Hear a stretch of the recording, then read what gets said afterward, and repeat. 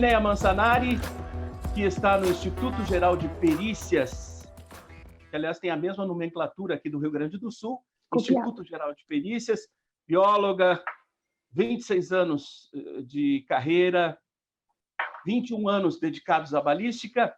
Ela vai abordar exames microcomparativos, vai focalizar as dificuldades para a realização desse trabalho minucioso e também a casuística, ou seja, o depoimento a respeito de casos que envolvem a perícia na área de balística, para que os nossos acompanhantes desta noite, nossos que estão na audiência, peritos criminais, estudantes e as pessoas que curtem a perícia criminal, como uma pessoa que tem muita experiência, larga experiência e que tem a vivência no dia a dia ao longo de muito tempo. Com vocês, Sidneia Mansanari. Boa noite a todos.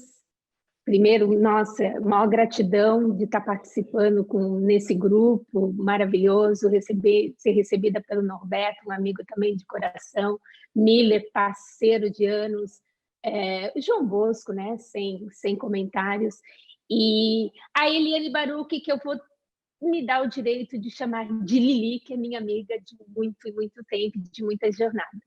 Então, em princípio, eu vou pedir desculpa aos técnicos, né? Mas como tem candidatos de concurso, alunos, estudantes, eles pedem às vezes assim, ai, professora, perita, nome técnico, às vezes a gente não entende muito, não tem problema, a gente não vai buscar uma coisa muito, né, técnica dentro da nomenclatura.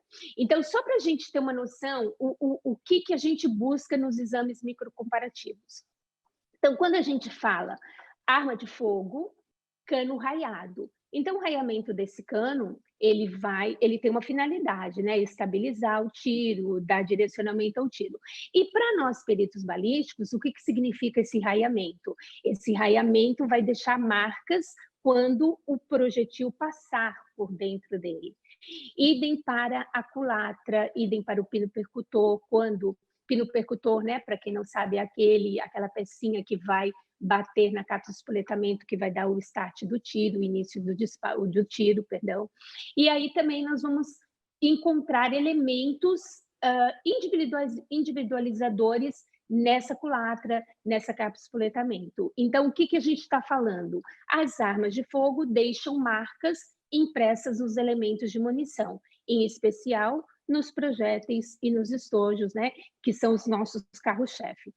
Quando a gente fala, então, de arma de fogo, calibres de arma de fogo, a diversidade é enorme. Então, quando a gente fala o perito da microscopia, o que ele tem? Quais são as grandes dificuldades do perito da microscopia? A gente tem as rotineiras. Quais são as dificuldades rotineiras para a realização da microcomparação balística em termos de quantidade, diversidade de calibre? É obtermos o cartucho, a munição adequada. Então, a gente tem marcas, né? A CBC, que é a nossa nacional, mas a gente tem N fabricantes estrangeiros. E isso tudo é muito difícil para a gente comprar. Então, praticamente no Brasil, né? Conseguir munição já é difícil, ainda mais se falando em munição importada. Então, a gente tem essa dificuldade em obter os cartuchos, mas a gente, né, vai se virando aí. Quando a gente fala em dificuldade rotineira, a gente começa a pensar também como está a estrutura da balística em termos de laboratório, em termos de segurança. A gente tem muita dificuldade nesse aspecto também. E uma das conversas muito frequente entre nós, microcomparadores, e até mesmo aqueles que vão não só fazer a micro, né, vai fazer disparo para teste de eficiência, é o disparar com a arma, porque a gente recebe desde as armas mais modernas, aquelas armas mais antigas, e infelizmente a gente ainda tem que botar o dedinho ali no gatilho e puxar. Ah, mas existem algumas técnicas, algumas enjambradas, sim, a gente consegue alguma defesa, mas vamos por aí, sempre a gente tem essa dificuldade. Outra dificuldade rotineira que a gente tem é para coletar padrões. O que é padrão, como é que a gente vai coletar, a perita, a Lili, né, como eu brinquei ainda há pouco, vai falar um pouquinho com a gente. E hoje, o que está pintando aí de difícil para nós? Coletar padrões de munição militar. Então, é uma dificuldade muito grande para a gente disparar, principalmente, né, com o calibre nominal .50, que está entrando aí no mercado com bastante força. Então, quando a gente fala em coletar padrão, como né, a Lili vai falar um pouquinho para a gente, calibres de munição militar está uma dificuldade muito grande para a gente. Então, tirando essas rotineiras, né, essas dificuldades rotineiras do nosso dia a dia, está pintando agora uma pressão muito grande nas armas das nossas instituições policiais, porque não é segredo para ninguém, né, que a segurança, de uma forma geral, tem no seu arsenal as suas armas, e quando dá esses embates, esses casos que envolvem policiais, a gente acaba recebendo um arsenal muito grande, várias pistolas, várias carabinas, vários fuzis, e aí o que acaba acontecendo? A gente tem que ficar com essas armas. Por que a gente tem que ficar com essas armas? Para respeitar um dos pilares mais importantes da microcomparação, que é respeitar a autenticidade, a genuidade. O que é isso? É o perito ter a certeza que ele coletou, ou alguém, né, se assim ele achar por bem, coletou os padrões da arma X. Por quê? Porque pode ocorrer alguém coletar de uma arma e entregar os padrões para o perito, e aí estaria sob suspeição, né? Então, é um dos pilares fundamentais da microcomparação balística, a autenticidade. O perito tem que saber que foi daquela arma que ele coletou os padrões. E outro também pilar importante é a quantidade. Quantos padrões nós vamos coletar? A Eliane também vai falar um pouquinho para nós depois. Então, eu preciso ficar com essas armas até eu concluir os meus exames. Enquanto isso, a gente sabe que lá fora, os nossos, né, policiais, seja civis ou militares, estarão sem aquelas armas. Ah, mas eles têm outras. É tudo muito difícil, né? Então, a gente recebe muita pressão hoje nesse tipo de situação. Então, é coronel, é comandante, no direito deles, né? Não é uma crítica, é só uma constatação. No direito deles, e se eu levar as armas, coleta e me devolve? E se eu, né, coletar os padrões e levar para vocês? Não, a gente não pode, não devemos trabalhar dessa forma, porque eu tenho que ter a certeza que eu estou coletando o padrão da arma correta. Então, é um momento que a gente tem aqui no nosso estado, e conversando com outros peritos também, a gente tem passado para isso. Por isso, né? Então, fazer o quê? Fica com o armamento até a coisa, né, dar solução. Uma dificuldade também que a gente enfrenta é que tudo dentro da balística tem que ser para ontem, né? Tem que ser para ontem. Por quê? É um crime, é um júri, é uma investigação, é tudo para ontem. E a gente não pode, em hipótese nenhuma, trabalhar sob pressão. Mas isso é na perícia geral. Sim, é na perícia geral. Então, todo exame, seja ele do mais simples ao mais complexo, o perito tem que ter a segurança, tem que ter a certeza do que está fazendo, porque um exame microcomparativo vai dizer, sim, o projetil passou pelo cano dessa arma. Sim, o pino percutor dessa arma foi o mesmo, né, utilizado para percutir aquela cápsula de espoletamento e, no caso, ter expelido o projetil. Então, precisamos ter a convicção do que estamos fazendo, certo? E aí, passando todas as nossas dificuldades na realização da micro, a gente vai contar com uma dificuldade, mas que só o tempo vai nos dar, né? Que é a chamada experiência. Só adoro arma, conheço arma, adoro atirar, sou excelente atirador. Posso trabalhar com você na balística? cara. Aí você pega essa pessoa apaixonada por arma, aí você pega essa pessoa apaixonada por dar tiro, né? Tiro, tiro, tiro, tiro, bota na balística, ele não consegue fazer um exame microcomparativo. Por quê? Porque ele te exige paciência, ele te exige dedicação, a atirar em caixa de algodão ou tanque de água não é, digamos assim, o maior tesão, né, da balística, porque quem gosta de atirar, não gosta de atirar em algodão e em água, né? Gosta de alvo, alvo, alvo. Então, não basta gostar, né? Não basta. É um quesito, mas não basta gostar de arma de fogo para fazer o nosso trabalho.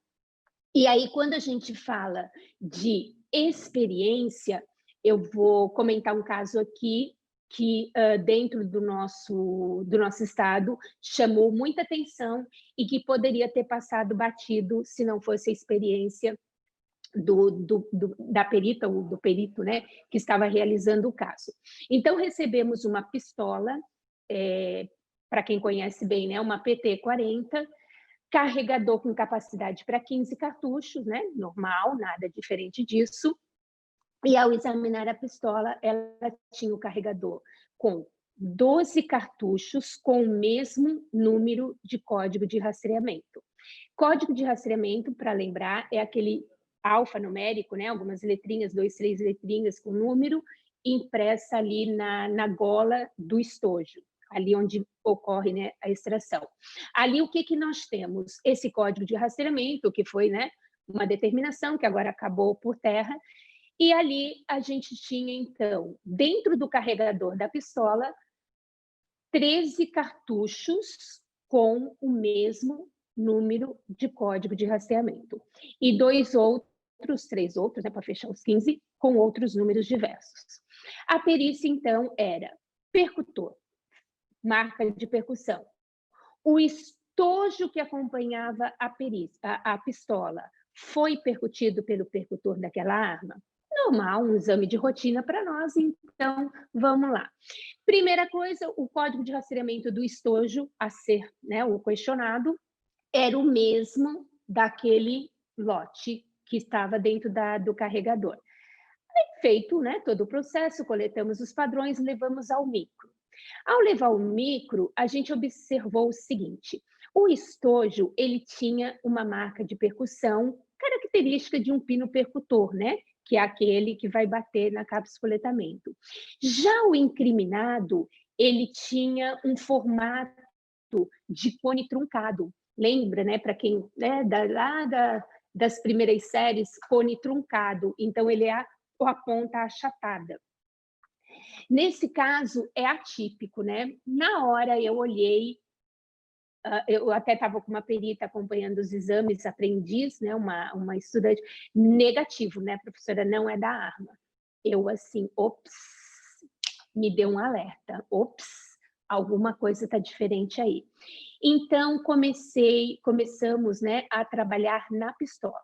Então, eu peguei um instrumento, empurrei o pino percutor, eu observei que ele não aflorou, né? Ele não veio além do orifício, naquela parte da culatra. Então, ele ficou muito interno. Eu, assim, alguma coisa está acontecendo nesse caso suspeito, que, pela minha experiência, era totalmente atípico. O que eu faço? Vamos desmontar essa pistola. Mas o desmontar foi naquele desmontar mesmo, né? Primeiro escalão, né?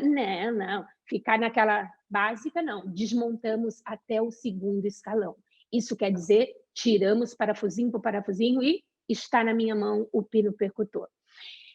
Eu até mandei umas imagens, mas acho que a gente não vai conseguir colocar. O que aconteceu? Fotografando o pino percutor, a ponta, ela estava desgastada, ela estava tipo serrada mesmo, ceifada, destruída. Aí eu comecei assim, quem faz isso numa pistola de uma instituição policial? Resultado, liguei para o delegado, me conta mais ou menos o que aconteceu, mas até então não comentei nada com ele, quais eram o resultado dos meus exames. Ao conversar com ele, a história resumida era mais ou menos isso aqui, ó.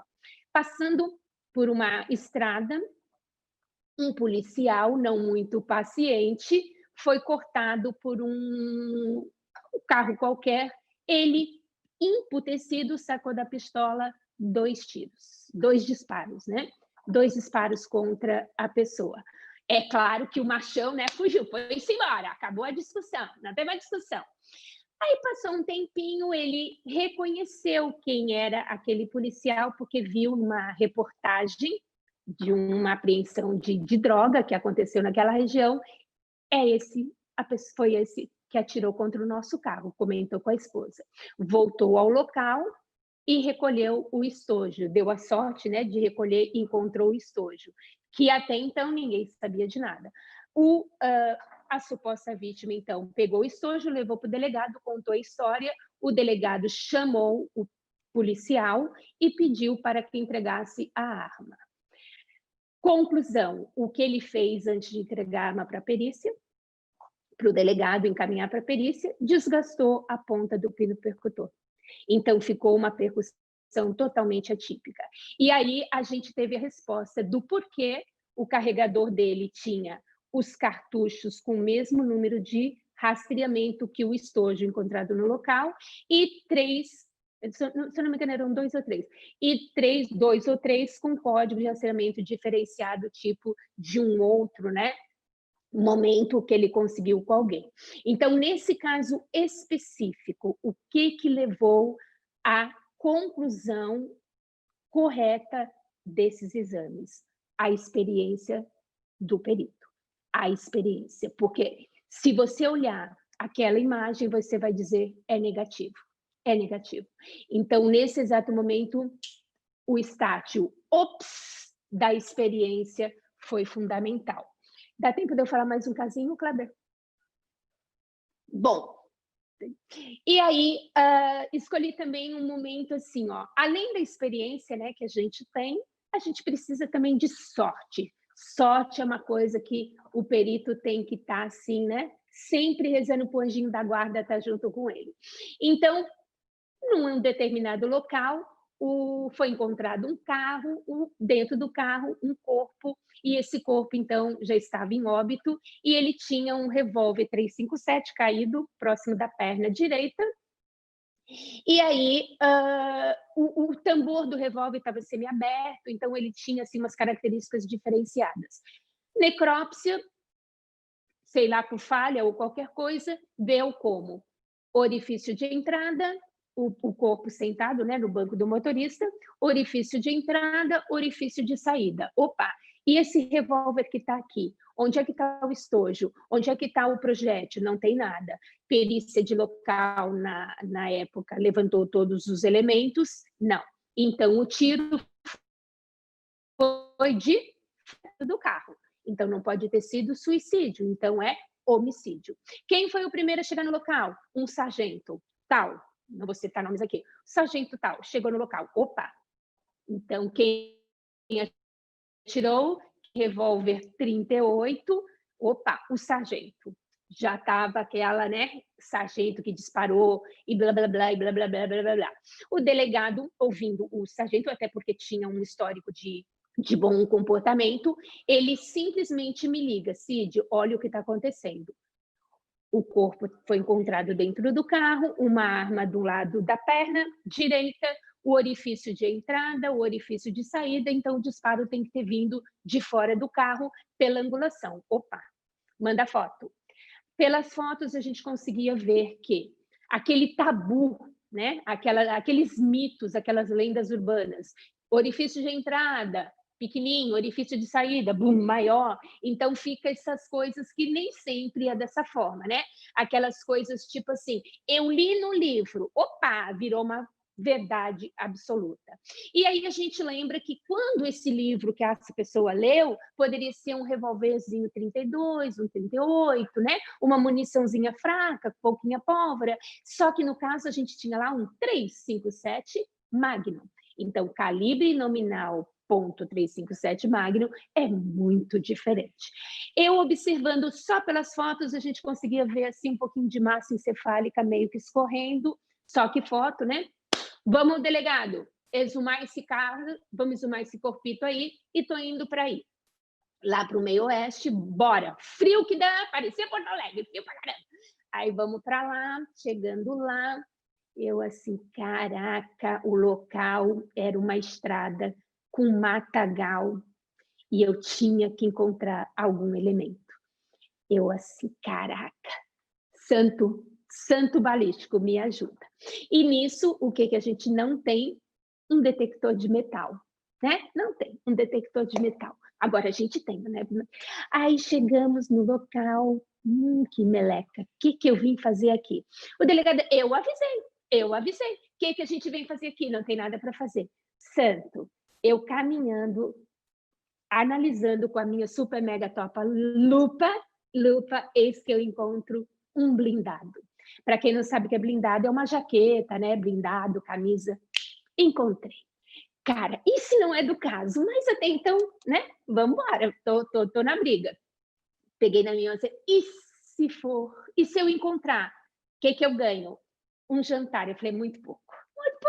Né? Vim aqui, saí de Florianópolis, passando frio. Não é que eu encontrei o blindado. Levei para o microscópio, né? Voltamos para Florianópolis, enquanto marcou a exumação. Levei para Florianópolis, então trouxe para Florianópolis, perdão, micro, coleta de padrão com 357, positivado o caso. Resultado, o tiro foi de dentro do carro, né? Corpo para fora. Então, a gente conseguiu fechar o caso perfeitamente. Autorizado a exumação, alguns dias depois, né? Porque todo é um trâmite legal, não pode exumar assim. Autorizada a exumação, falei, faço questão de acompanhar. Chegamos lá na primeira, assim que abre a quantidade de pólvora aqui, estourando, né? Que não viu quem não quis. Então, nesse caso, a gente tinha uma quantidade exagerada de pólvora. Resultado, tiro muito próximo, tiro praticamente encostado, orifício de entrada, pum, estourou, né? Porque 357 e foi-se embora. Então, para fechar, antes da gente conversar um pouquinho mais, eu sempre digo isso, né? O que a gente precisa? De calma, muita calma, dedicação, de muita dedicação, de experiência, muita experiência, e de sorte, e muita sorte também, né? Isso conta.